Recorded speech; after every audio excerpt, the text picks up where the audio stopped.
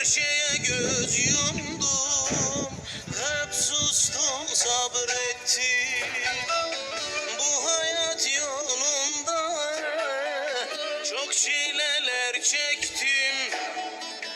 Her şeye göz yumdum, hep sustum, sabrettim.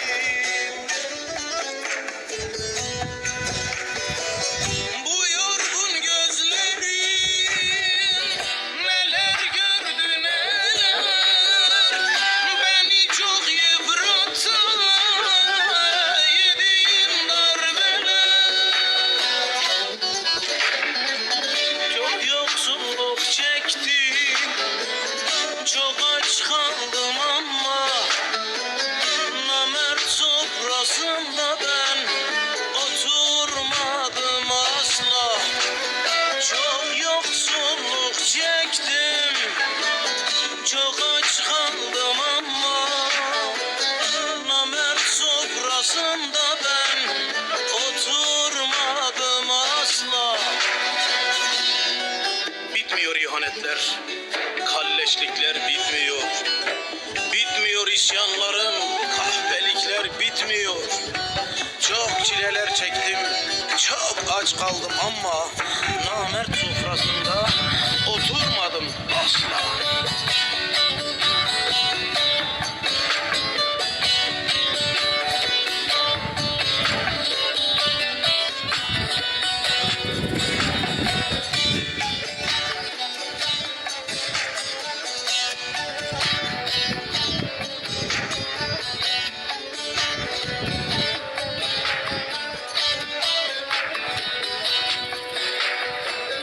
Bütün zorlukları düşe kalka açtım.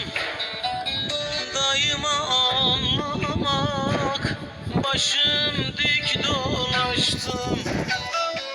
Bütün zorlukları düşe kalka açtım. Daima anlamak, başım dik dolaştım.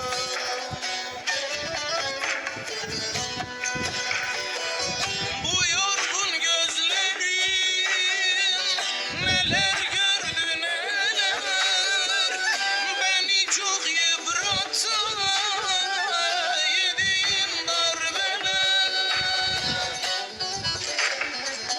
Çok yoksulluk çektim, çok aç kaldım ama namert sofrasında ben oturmadım asla. Çok yoksulluk çektim,